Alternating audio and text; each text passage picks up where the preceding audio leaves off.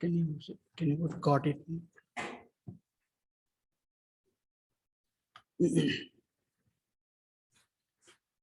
So here, like in our life, we come across many things. Like it is said in the philosophical things, also in the scriptures, also it is said that there are two things that we come across that two things that burn us in this material world. First is chitta. Chitta means, right? If somebody passes away, the funeral pyre, they put the body on the funeral pyre and they set the pyre. And another one is chinta, means the worry.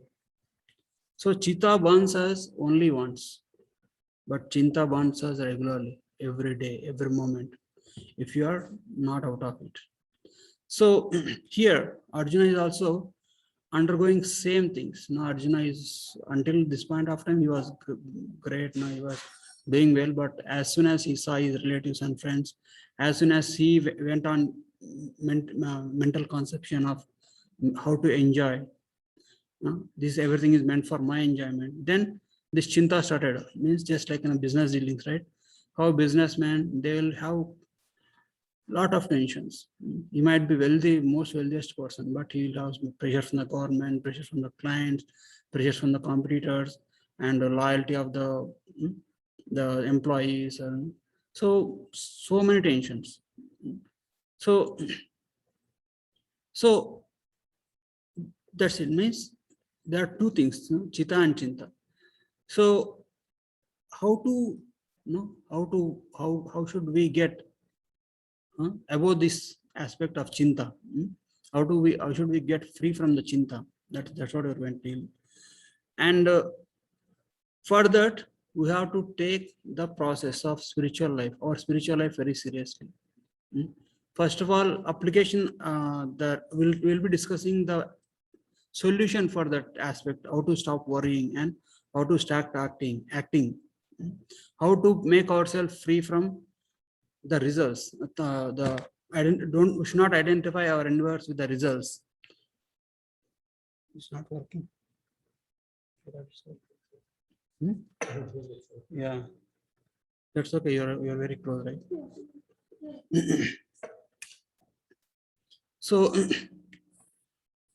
So treating devotion as a business more serious than business. So basically, in the previous verse 2.41, what did Krishna say?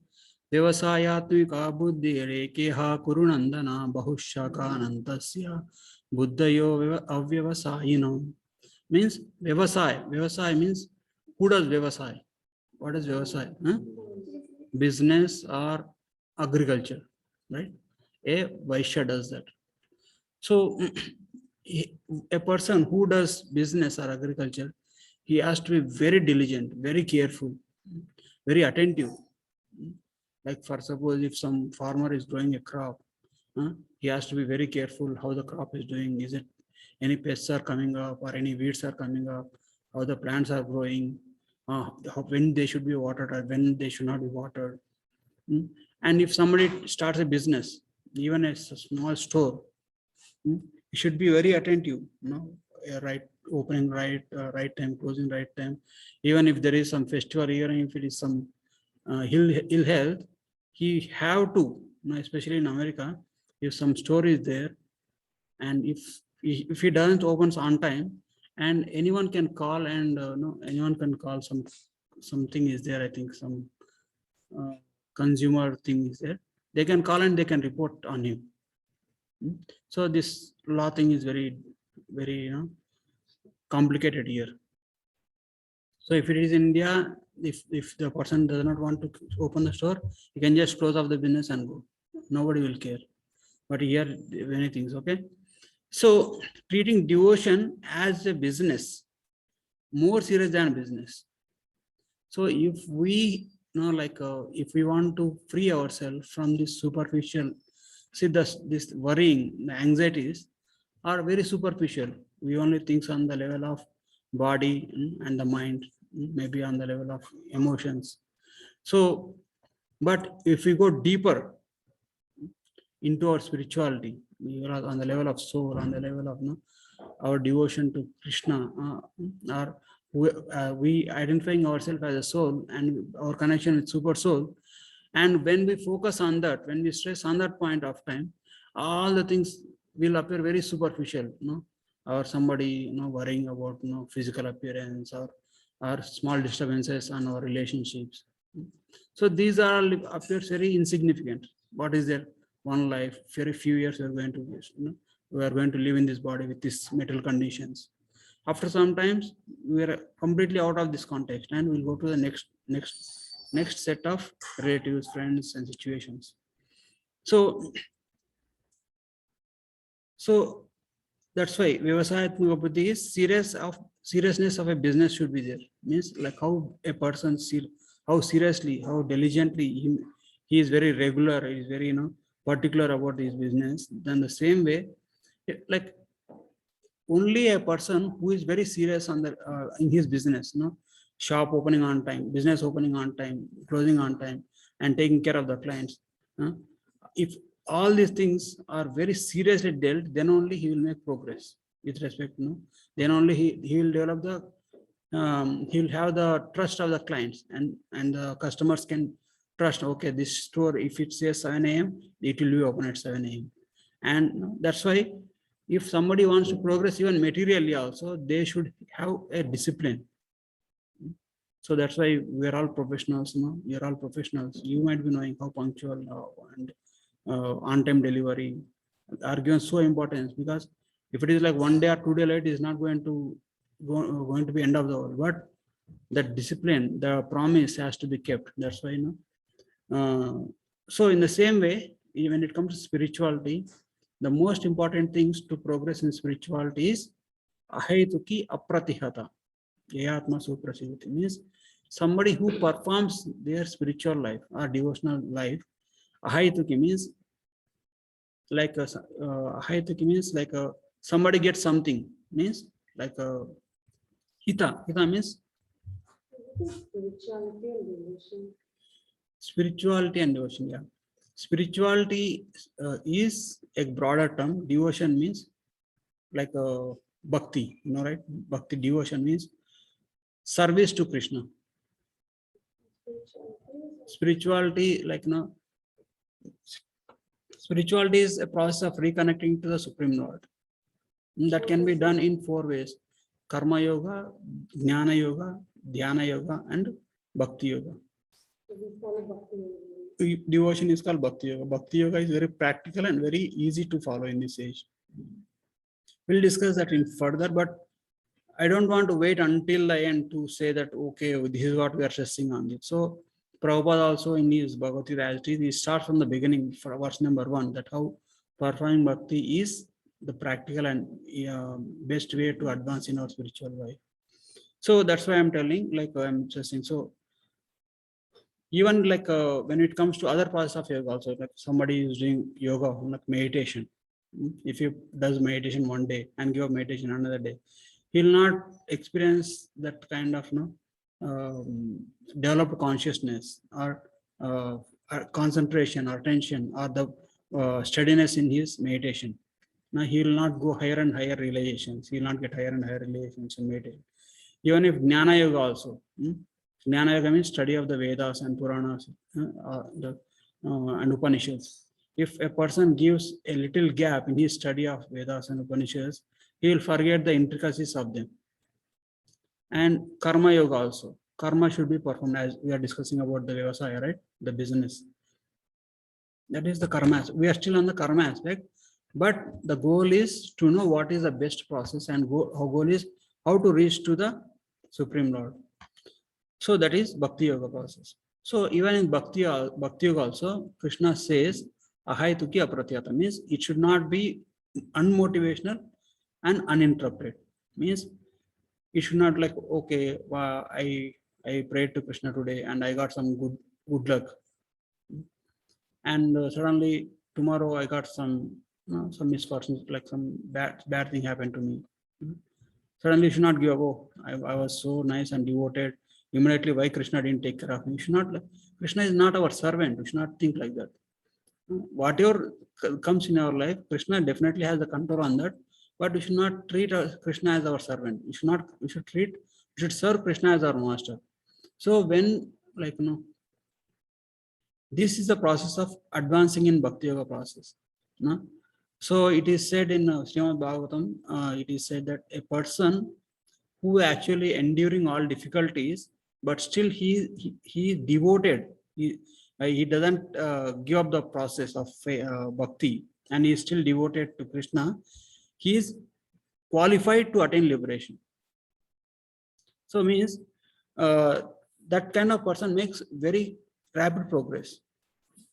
But a person who is on the means who is like who deals on the business level, no, okay, Krishna, give me this, give me promotion, or give me that benefit, this benefit, I will do this thing for you, I'll fast this day, or I will crack coconut, something like that.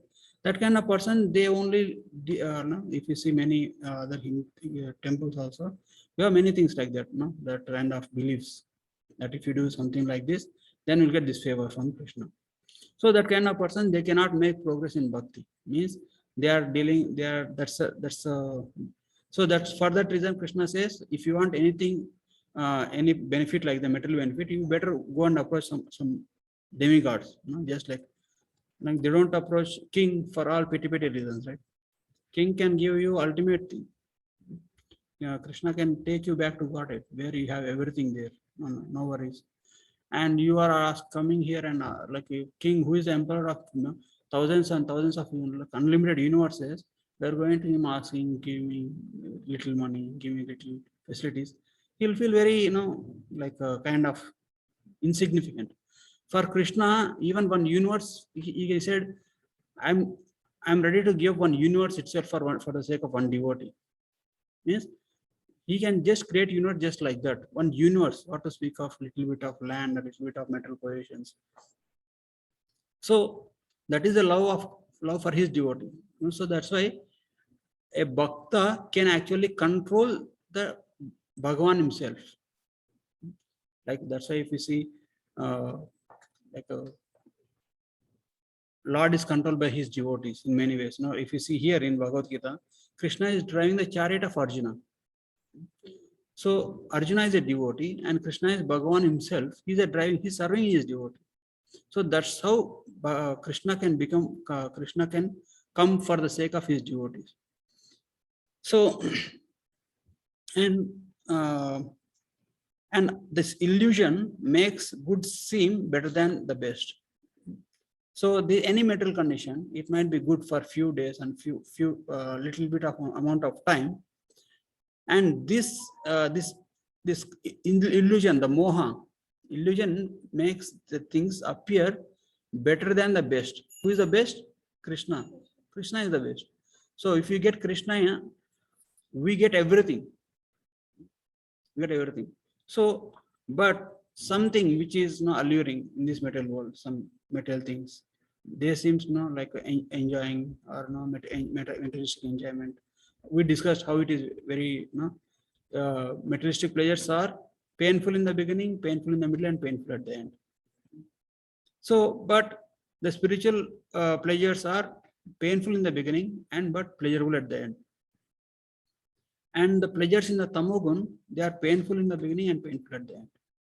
So why spiritual process are painful in the beginning is because of our conditioning. Because we were dealing we are dealing separately from Krishna for a long time. So that's why if you due to our conditioning, like even though like we don't feel like accepting somebody as above us, like Krishna, to worship, why should we worship Krishna, something like that. So that illusion makes good things seem better, like some things which is good seem better than the best. So, and this can be compared with a nice story. There is one rich merchant in a town. He has 4 wives. So first wife, he's like fourth wife. His fourth wife is very attractive and very young, and he used to give all his wealth and all his attention to her, all his time, all his attention. Now, he used to spend as much as she wants. So that's why, and that is his love for her. And second wife, he used to give all his time. He used to stay with her all the time, and um, no, he considered her very dear, more than her life. Sorry, his life. That is his love for her. And the third wife, and he used to share everything, whatever happiness and distress, whatever he comes across in his life, he used to go to her and share with her, and or enjoy with her, or when he is in anxiety, he used to share and his suffering conditions, like that. So he has nice relationship with all his wife, but he also has one more wife, fourth wife. Sorry, first wife. She's the first wife. So like we came from the fourth, like fourth, third, second, and she's the first wife. Why? Because the amount of attachment he has for his wives. Okay, this first wife, he never paid any attention to her, and he never thought of knowing her better. But she's always well-wishing. She's always serving in nature, and this person used to engage this first wife in the service of other wives because they are more dear to him. So one day what happened, this person fell sick, and these doctors came and tested him. It's okay, yes Prabhu, you have only like few months left, after that you will be passing away, make arrangements. Then as usual, he actually called his fourth wife, who is very dear, and said to her this news. See, I gave all my money to you, and I took good care of you. Now, will you be able to come with me in my next life? And this wife said, see, like you gave me and I took. I never demanded anything. Because you gave me and I took. Because you are giving me money and I took you and spending all the money. And I never demanded, and I'm like, I can at most stay until you die along with you. She said like that. And he called the second wife.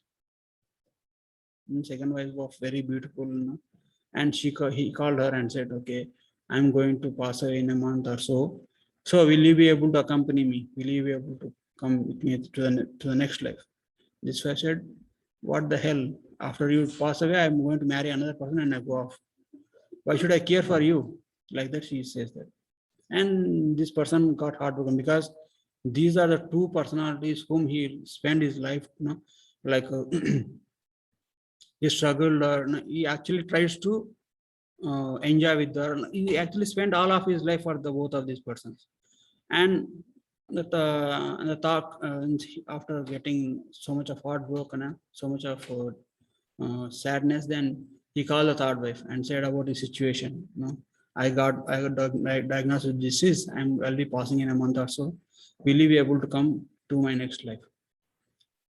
And this third wife says, oh, I'm sorry, actually, at most I can come to the graveyard. So, but I will, as long as you are alive, I can serve you. And after that, I cannot extend more than that. And when he is repenting, he didn't even consider approaching first wife. Then was one meek and like very weak voice he heard from the behind his back. I will accompany you. I will come to next life with you. So that is his first wife. And he looked at his first wife now carefully. Until this point of time, he didn't even look at his first wife, how she looks like, and he started repenting. Oh, you are so loving and so caring. See, look at you. You are so weak and so you are wearing so very shabby clothes. You are physically weak. This is my fault. I actually looked down upon you. I neglected you. I never cared for you. So, but you are ready to come with me in my next life. So actually, and this first wife convinces him, no, don't worry. I'll come with you, along with you, wherever you go. I'll be with you all the time. So then this person realizes the mistake he has done. Instead of loving all the other wives, he could have loved this wife better, because this wife is going to accompany him to whatever extent. So this is an allegorical story. Means this represents, first wife represents body. We give all our wealth to maintain our body pleasures. We give all the time it needs. We spend a lot of money and time for the sake of body. And second wife is riches or wealth, material wealth, name, fame. We give all our time acquiring the material wealth. And 99% of our time it goes there only, acquiring or maintaining them. And third wife is loved ones, the family. And fourth one is the spirit. So the body can never accompany us. It is going to go with this life. And the riches, as soon as we pass away, ownership changes immediately. Means the third wife marries somebody and goes with them. And the loved ones, they can at most come until the graveyard. Even if they want help, they cannot help also. At most they can take care of, if they are very kind. If you are fortunate enough, they can take care of as long as you are present in this body. And fourth one is spirit, the soul. So this is the one, like this, the soul is the one who is going to, the soul means we are soul. We are not this body, we are soul. And who is spirit soul is Paramatma. Paramatma will accompany us, whatever life we take. We may take human life, we may take a demigod life, or we may take a or animal life, or a very degraded life, hog, or any, even a worm, ant, any even abominable lives also. Still Paramatma comes along with us. That is the love of God on every soul, every one of us. So it is said that as long as our karma is as per our destiny, nature will decide what kind of body we are going to take. But Lord will never leave us. No, nature will decide, but karmana daivanetena jantur dehopatyaya means this karma aspect works under daivanetra, means under the supervision of the Supreme Personality of Godhead himself. But one may say, so they can turn on light. One may say, if God loves us, turn it. If God loves us, then why he should he can actually make it perfect, no suffering. Why should we undergo all these birth, old age, disease and death, anxieties? He could have, he is all powerful. Why can't he make a heavenly place where there is no anxiety at all? That kind of place is there. That is the spiritual world.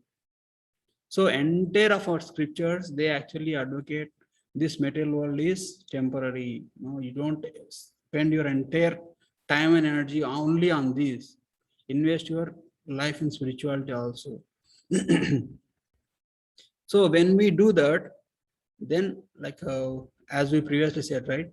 Just like in previous times, in the villages, there used to be different wells or different wells for different purposes. One for drinking water, and one for washing or cooking, something like that, and one for agricultural purposes. Different wells for different purposes. But if a river is there nearby, it will serve all the purposes, served by different wells, because river has constant flow of water. So in the same way, when we take up our spiritual life, when we take up our process of bhakti seriously, it will fulfill all the purposes. It will keeps us happy in this world and also takes us into the next world also. We may not be able to experience the who has seen the next world, who has seen next life. Let me be happy in this world. Yes, you can be happy in this world, but not at the cost of spending all your time and energy only maintaining this body. This is fact, right? We are evidently seeing that our body is going to this body is with us for only for limited amount of time. You might be rich, you might be healthy, you might be beautiful, but this whoever you are, this body is going to stay with us only for few years. At most, if you are fortunate, we will live 18 or at most 100 years. So And that is destined. We are seeing death everywhere. We saw our forefathers, now we are grandfathers, fathers, who are there with us and who are not there now. Means where did they go? Just question. And our relationship with them is permanently detached. Permanently, we cannot get them back. We don't have access to them. Where did they go? And there is no guarantee for us. That the most astonishing thing in this world is everybody thinks I'm going to live in this world eternally. Even this fact is known to everybody, they don't take it seriously, that it is a temporary phase. This material life is like a station, not a destination. So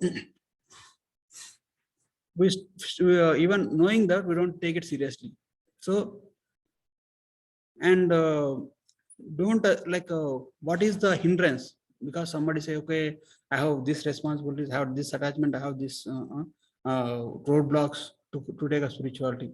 But step back and think, is it like, are the attachments holding me, or am I holding the attachments?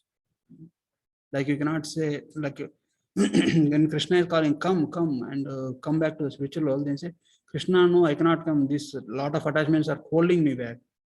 And if you see clearly, we are holding them, not they are holding us. When we think clearly, when we think how much enjoyment am I getting by attaching all of these, then we realize we'll have that knowledge. We may be attached to family, profession, or any isms, nationalism, capitalism, communism, or anything. But those are all temporary things. And we have to have firm faith in that. And unless we detach ourselves, we should see the temporariness of that aspects association with us, and we question what is the permanent thing that is going to come with me. Then we will wisely spend time. Like, if you travel in a train, I gave this example, right? And there is some fan repair, and you don't spend all your money for which you kept for the journey to buy a new fan and fix it. We do the needful there. Like, or if you like some seat is torn out, you don't buy a new seat. You don't spend any money when you are thinking that, okay, this journey is a temporary, right? At most you may stay there for few hours. After that, you'll get down the train, and then you will never see the train in your life. Maybe see in the train, but it's not your job. In the same way, this life is also a temporary setup. So we should do the needful here, and we should focus on the spiritual life. We should inquire higher. So, as I said, the spiritual life, in the beginning, you may get or may not get some realizations. If you have previous Sukruti, you may get realizations very faster. Like, if you are connected to any devotion, or if your parents are devotees, you might have some, some Sukruti means like you will be able to get realizations faster, reciprocations faster. But if not, it will take some time. Because why it will take some time? Because Krishna sees, like, until this point of time, like, if somebody is there in your office, and every day that person is coming to your cabin and giving you galis, you're a fool, you're a rascal, no, I don't like to see your face, and saying all those things. And suddenly one day you come and say, no man, I want to be very friendly with you. Tomorrow onwards we'll be friends. Today onwards we'll be friends. So for how long? Like, you're like 20-30 years, he has been daily coming and chastising you, and suddenly one day he comes and say he wants to be friends with you. Will you trust him? Oh, you say okay, and then maintain distance. So, and next day, if the person comes, you'll still, okay, he made a positive approach, but you'll play safe. You don't hug him, you don't do all those things. In the same way, we have been acting against the will of Krishna for thousands and thousands and billions of lifetimes. And suddenly, in this lifetime, after this many years, we turn to Krishna and say, Krishna, I love you so much. And Krishna says, okay, that's nice to know. And then Krishna says, as usual, he keeps smiling. So it has to be repeated, means that purification should happen from within us. Then when we see the reciprocations, when we start reciprocations from Krishna, then our spiritual progress will, because that person, after that person daily comes and says, how are you? Nice to see you. Then he gives some gift, gives you some flower, gives you some nice sweet. And then after over a period of time, months or months, and you'll develop confidence on, okay, this person is changed actually. This person is acting very friendly to me. Then you'll also greet him, you'll also share him, have some exchanges with him. The same way, Krishna also like that. Krishna doesn't want to start you reciprocating with you, because what is the weakness of Krishna? Krishna is Bhakta Vatsala. He is very dear to, like devotees are very dear to Krishna. Once he starts loving, he'll love it at any aspect, at any cost. So that's why Krishna says, Muktim dadati karhichit smana bhakti yoga. Means, I will give liberation very quickly. If you ask for liberation, what is liberation? Merging into his Brahman effulgence. But not bhakti yoga. Muktim dadati karhichit sma na bhakti yoga. Means, but I will not give you bhakti. I can give you mukti. Now, if you see great saintly people, they will sit in the caves and meditate for thousands and thousands of years. What is their aim? To merge into the Brahman. So it's like, Krishna's planet is there, Golok, Vrindana or Vaikuntha Loka. And from there, from the Krishna's body, some effulgence is coming. That is called Brahman effulgence. And it is spreading all over the material and spiritual universes. And once this person gets liberated, he is going to merge into that Brahman effulgence. So it's like going to the house, but not entering into the house, staying at the gate only. That is impersonal liberation. Means we all go to our parents' home. You will be very excited. Okay, I'm going to parents' home, and you go there, and you go to your home, and then stays in front of the gate only. Means you won't be able to see your parents. You won't be able to see your loved ones. You won't have your loving exchanges, but you will have a feeling that I am closer to home. So in the same way, when a person gets liberated from this material world, he will be free from all the anxieties of birth, old age, disease, and death. There will be no sufferings anymore. But at the same time, he will not have happy, loving situations also, which is the nature of soul. Soul is looking for love. Soul is looking for happiness. Soul is looking for loving reciprocation. But he will not receive them from the Supreme Lord, means from Krishna. So that kind of liberation I can give. That's why even if Krishna kills some demons, like Kamsa, like Akasur, Bakasur, they all get liberation. They don't have to be devotees. If any person killed by Krishna, they will get liberation. Means any association with Krishna will give benefit, even if he is enemy also.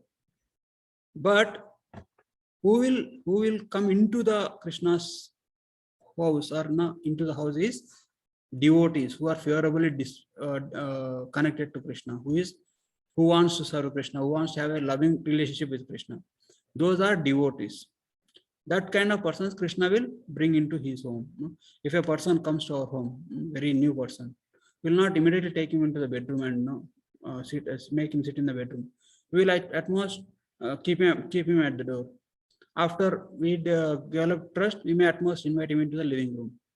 But if a friend, if a relative comes, like your sister or your mother comes, that person they can go anywhere. They have free access. Even if they can open your lockers and they can open your cash bank where you keep cash and gold ornaments and everything, because you have such confidence, they are well wisher to you. So in the same way, Krishna also, if you don't have loving relationship with him, he will at most give you, he'll at most bring you to the entrance of his spiritual world, that is Brahma Jyoti. And if you want to enter into the spiritual world, then you have to be lovingly associated with him in the process of Bhakti Yoga. Bhakti means love. Bhakti Yoga means the yoga of love. Means what is love? Love means service. If a mother loves the child, what does mother does? She feeds the child, she bathes the child, and she takes care of all the needs of the child, and she sings for the child. She That's the love. If somebody says, I love you, but don't do anything to please you, you don't think like this person really love me, you will question, right? If if your spouse says, "Yeah, I love you so much," and do nothing to express it, means it's only word, not no action. That love should be always expressed. So when we love Krishna, we express it through our devotion, coming to Krishna and seeing his taking his darshan, offering lamb, offering flowers, and paying obeisances to him. So these are all are the expressions are love of our love towards Krishna. So so when our spiritual life seems senseless, our spiritual sensibility needs to be awakened. Means we should have proper knowledge from a bona fide authority about how this process works. Sometimes some people may say, why you people go to temple and like do all pujas there? Means that kind of persons needs to be trained in the process of knowledge. So when we are, like when we take up any process of karma, any activity, we take bhakti yoga or karma yoga, jnana yoga, and especially the process of karma. We are still in the process of karma yoga. First 6 chapters deals with karma yoga and jnana yoga.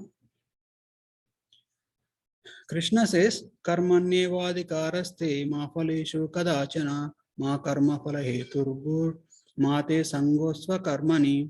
You have the qualifications for prescribed work, but not for desiring the results of the work. Do not be the cause of results of the work by desiring the results, and do not be attached to non-performance of the work. So it is said that there are 3 types of works. Performing prescribed duties means like whatever the duties that are prescribed based on our nature.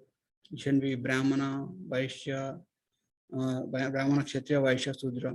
Brahmana means who is actually a learned person in terms of spirituality, simple living and high thinking. And he is a teacher. He teaches other people. He knows the injunctions of the scriptures. And scriptures are actually the revelations of the Supreme Lord, the Vedas. The Vedic injunctions, like scriptures like Bhagavad Gita, and he teaches them. And he leads a simple and truthful life. There are many qualities of Brahmana that are prescribed. And someone can be a Kshatriya. Kshatriya means somebody who actually facilitates all the persons to progress in the path of Dharma. Means he sees if everybody is progressing, if everybody is performing their duties or not. If Brahmanas are Brahmanas doing their duty or not, Vaishyas doing their not, Sudras doing their duty or not. So he sees that he protects them. He gives adequate protection for the weaker section, like somebody who cannot protect themselves, he gives protections to them. Why he does all those things? Only so that they can progress in the path of spiritual life. And Vaishyas, what they do? They produce wealth. Like they can be farmers, they actually produce grains so that everybody can live. By now, unless somebody feeds us, we cannot maintain our body and we cannot perform dharma. So Vaishyas does that service to the whole community. And Sudras, what they do, they actually assist all the other persons. They assist Brahmanas, they assist Kshatriyas, they assist Vaishyas also. So every aspect of Varnashram Dharma, like Brahmana, Kshatriya, Vaishya, Sudra, are equally important. Brahmanas are like head, Kshatriyas are this like how the entire body should function. They actually give directions, and Kshatriyas are like arms. They will fight and they will defend the entire Varnashram system. And Sudras are like stomach. They feed entire all the persons in the system. And Sudras are like legs. They support all the 3 ashramas. So everyone is equally important, and everybody should work under the instructions or the directions of a bona fide qualified Brahmana. Who is a qualified Brahmana? Who actually teaches and follows the injunctions of the scriptures.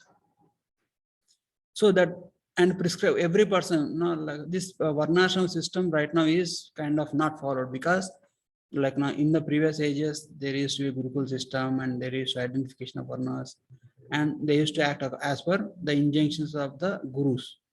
or bona fide spiritual masters. Now, Varna system is not in place, but we can identify, we can correlate. Like if we say Brahmanas are like teaching class of people, somebody who actually studies scriptures, or scientists, or somebody like that, they are kind of Brahmanical, and Kshatriyas are like the military men, or police are like Kshatriyas, and Vaishyas are like all business class people, or are farmers, and who produce wealth, and Sudras are who actually works for another employer, and then supports them. So everybody is equally important, and that is a prescribed duty. Whatever is duty is prescribed for us, we have to do that duty. So in the olden days, what they used to do is they actually from the morning to evening, they used to work, and they finish all the work in the evening. And in the evening, they used to come and sit and nicely hear Harikatha. And they used to see how, like every day, they used to refine their consciousness. Nowadays, people, what they are doing, they are working hard and they are coming home and they are watching movies, TV, serials, and they are complicating their consciousness.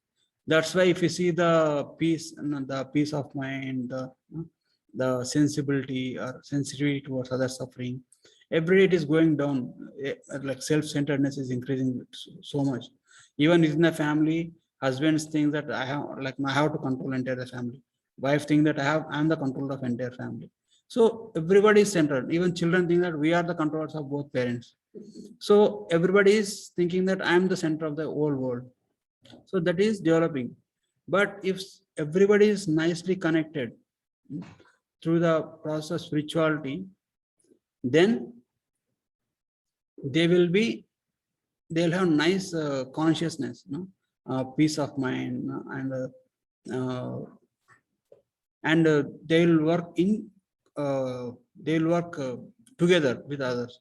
So that is the process of following the prescribed duties.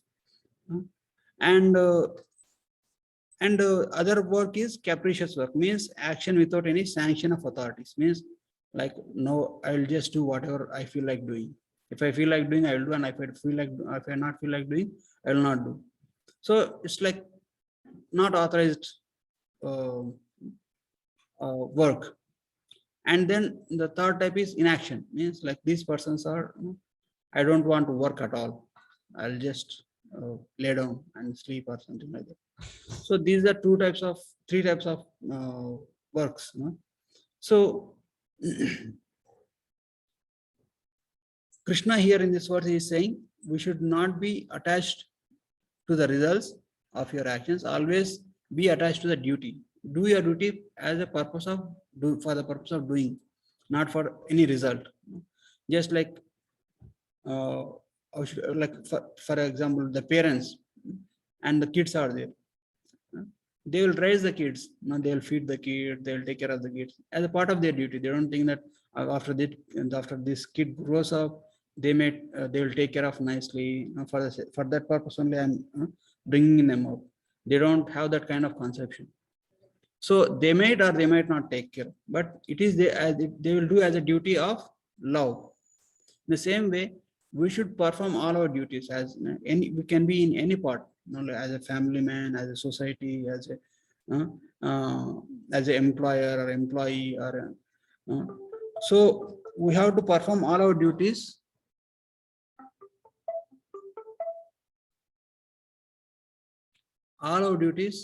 for the sake of duty only. We may get some reciprocation, we may get some results back. That is secondary thing. But as long as we are focused on the results, as long as we have some ulterior motives, then it is going to make it more complicated. Just like how Arjuna felt bewildered to work. Like he's saying like, performing my duties will make me unhappy, means make my condition more miserable. So we should not get to that point. We should not be result oriented. We should do our duty. Just like if a judge is there, if he has to give the judgment, even if it is his relatives, even if his son makes anything, any crime, he has to give the proper judgment only. He will give the proper judgment, and after the end of the evening, when he is out of the job, he'll go and meet his son in the prison house, and he can console him. So that is performing the duty.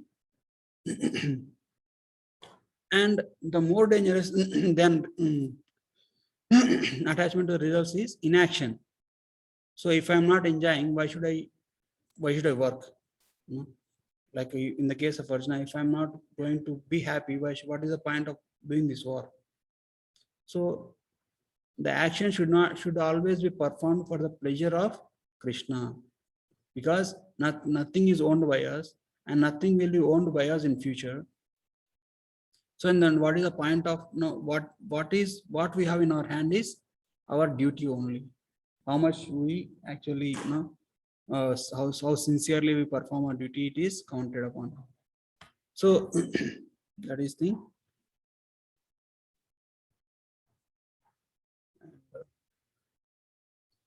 next. Krishna says, yogas yogastha kuru karmani sangam tyakta dhananjaya sadhya sadhyo samo bhutva samatvam yogam uchyate. Being situated in Nishkama Karma Yoga, perform your duties, giving up attachment and being equal to success and failure, O conqueror of wealth. Such equal mindedness is called yoga. So, what is he saying? Situated in Nishkama Karma Yoga. So, Sakama Karma Yoga is over, Nishkama Karma Yoga or Buddhi Yoga. What is Nishkama Karma Yoga?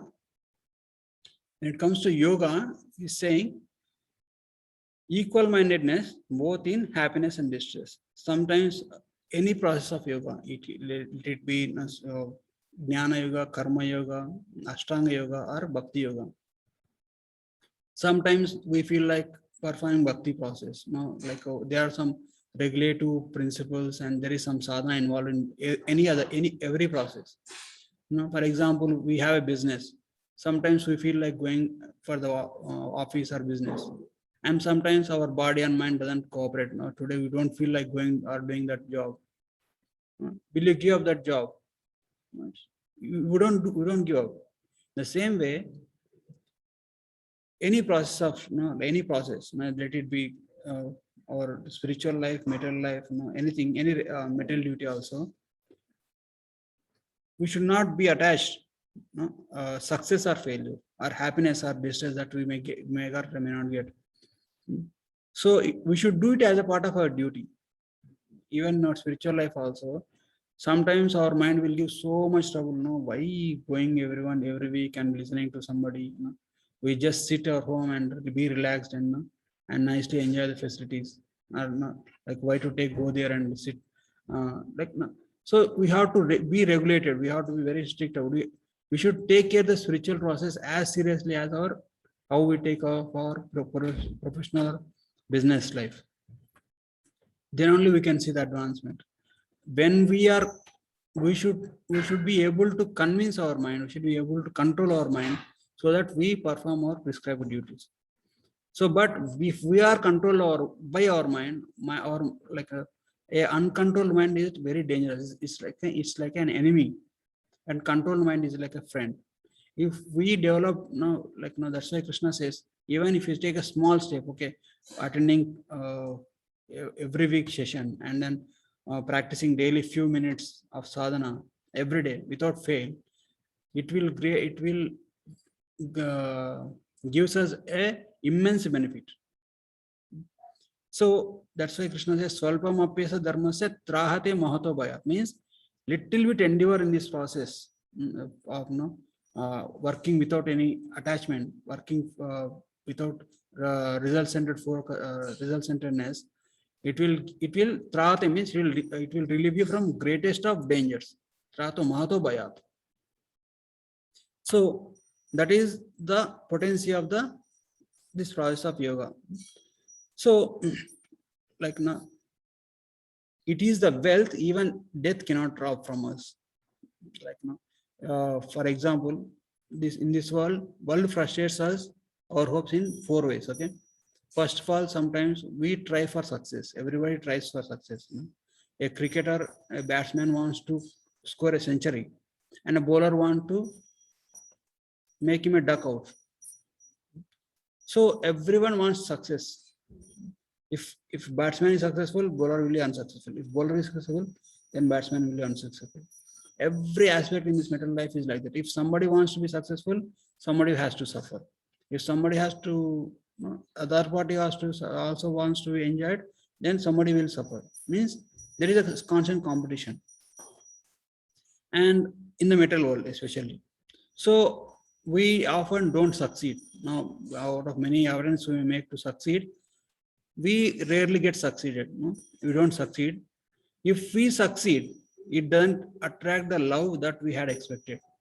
Why we want to succeed? Why Arjuna wants to win the battle? So that he can be happy with his loved ones. Why we perform anything? So that we can be happy with our family and friends. But we may be able to succeed, but it may not attract the love of that love we had expected. So if we are loved, if we get succeed and we are loved also, people love us for the success, not for our, not people, they don't love us who we are. Means they love our success, but not us. So in that situation, what happen?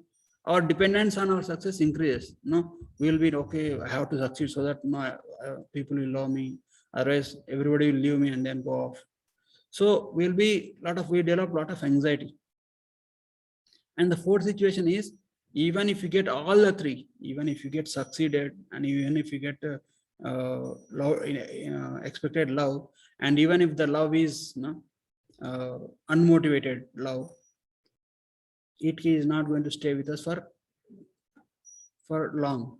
It is like what is the nature of this mental world? Dukkhalayam ashashvatam. Ashashvatam means it is temporary. They are only going to stay with us for few years. So this is the aspect of this mental.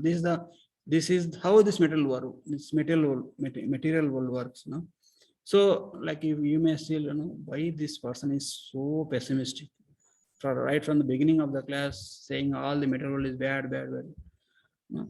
So basically, if somebody wants to like it's like a truth. Like truth is always bitter. So we are speaking truth. The scripture says the truth, so that we'll come to our senses and act responsibly.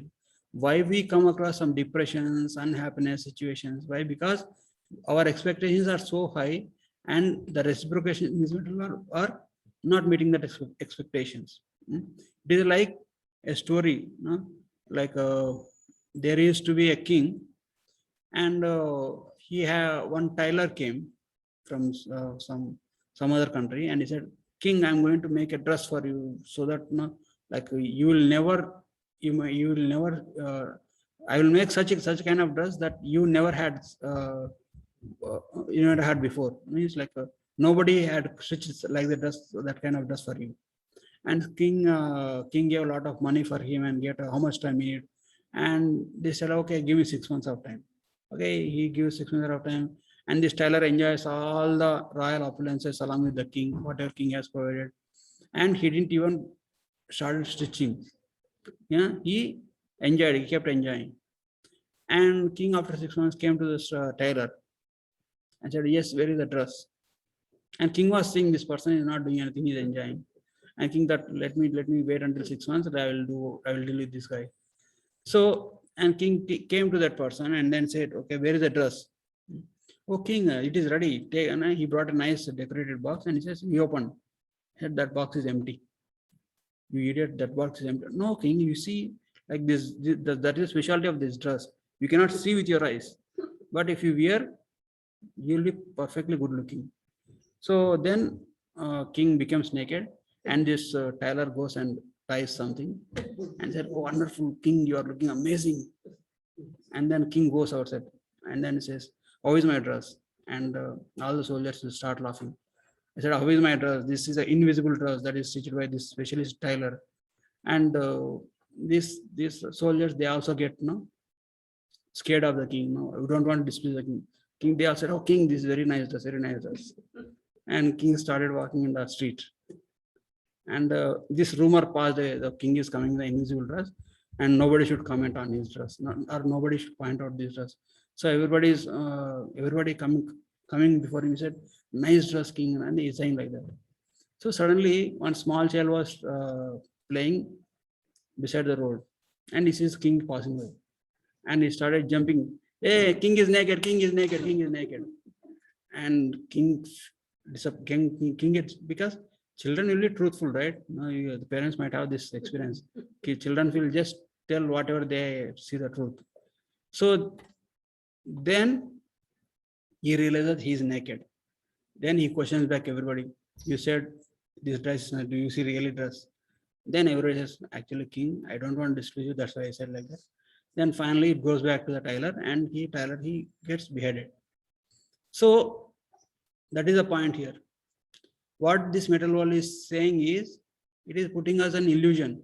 You are the engineer, you are the controller, you are meant for enjoyment, advertising, and all this phantasmagoria going around the movies, and everything is going around us is fooling us. They are not telling the facts. The cosmic industry, the media, the advertising industry, they are all fooling us. You take this product, you'll be happy. You do this, you'll be happy. You do this, you'll be happy. But they are not telling the truth. They are actually fooling us. But the sages, the scriptures, they are like our real friends. They are telling the truth. So that's why we should not feel. We should actually know the facts and know our duties, and know where to invest our energy, where to expect love from, and know our duties from bona fide authorities like acharyas, and then act accordingly. So that kind of investment, that reciprocation, that advancement that we make in that area, in our spiritual life, that advancement cannot be robbed even at the time of death. Even if we take little bit of advancement, even if we perform 10% in that area, it is going to be eternally with us. Even if we take hundreds lifetime or millions of lifetime also, that 10% of advancement, it will be there with us. And you will again start with 11th% when it comes to the process of Bhakti Yoga process. So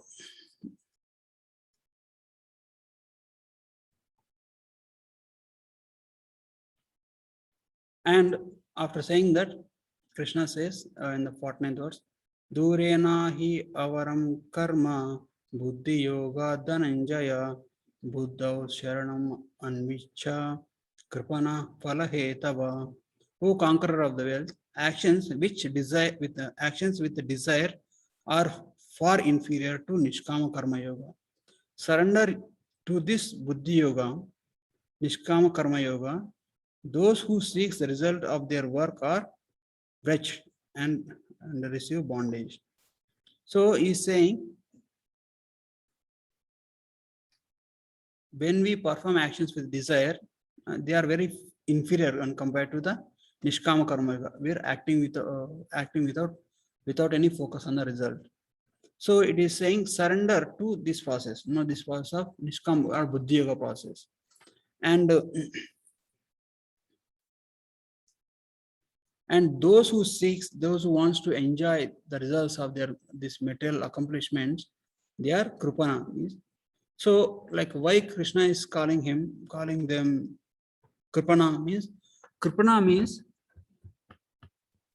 what is Kripana? Kripana is miserly person. Who is a miserly person? Because he might be having millions and millions of dollars, but he will only spend $5 or $10 for his subsistence, and he'll always see his bank balance, bank account, see these millions of dollars and feels happy. He doesn't use it for any meaningful activity or for himself also. These miserly people, they might have good amount of wealth where they can maintain their body and they can maintain others also, but they don't even spend for themselves and they don't even spend for others also. So when a person acts on the material platform, based on the material nature, the laws of material nature are set in such a way that like the type of consciousness determines your next body or next actions, and the type of results that you are getting also depends on your consciousness, your desires also. So if you act only for the sake of material benefits, and totally disregarding the spiritual benefits, it is like kripana, means you have the ability to achieve great, like now what is kripana? If he has $1 million, with $1 million he can be enjoying nice, he can be in a nice mansion, enjoy, and nice food stuff he can eat, nicely get dressed, and he can give nice charity and support his relatives, friends, and also he can help other needy persons, right? So he, with the power he had, he could have done many things, but he is hardly doing anything. He is not enjoying himself. He is not enjoying. He is not giving pleasure to others also. So Krishna is saying this kind of persons who are attached to the results of their activities are kripana, means this kind of persons, when they act only for the material benefit, material nature might give his material results also. He might give material success. We saw that, right? How the success is not is going to be permanent, is not going to give expected happiness. It's not going to be, the way he wanted, or he may or may not get the success also. So this person is not enjoying himself with the facility, with the power he has, and but if the same person uses uses them for the spiritual advancement, he'll do good for himself and he'll do good for others. No? It's like in Ayurvedic process, there is mercury. In Ayurvedic process, mercury used as a medicine. But you should be able to know how to use it. Otherwise, it is like a poison. It will act like a poison. If the same mercury, if used with proper knowledge, with proper guidance of a bona fide guru or bona fide physician, it is going to cure us our health problems or physical distress or mental distress. I don't know how they use it. But if the same mercury, what they call in mercury, I don't know, the mercury, if it is used without proper guidance, the same mercury will act like a poison. It can instantly kill the person. So in the same way, this process of karma yoga, this process of karma is also, if we use the same process of karma yoga, it can liberate us. It can take us back to Godhead. If you know how to properly engage our karmas in the service of Krishna, or act with the guidance of a bona fide spiritual master, the same karmas will liberate us from this material world. But if we don't act, if you take it whimsically, then it will act as a poison and it will even degrade us also. So this, if you don't act, if you don't know how to act, then this process of karma will create bondage, which will bring us into this material world. So that's why Krishna is saying, but keep these aspects of working for material benefits, working on the expectation of material results, are not working at all. So what is the only action that we have? You should know how to work and perform our duties in the process of karma yoga. So that is the end of this session. If you have any questions or comments, we can discuss now. Any questions? Hare Krishna, anybody have any questions?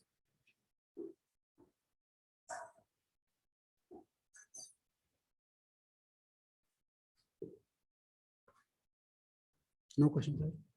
Hare Krishna, online, anybody have any questions?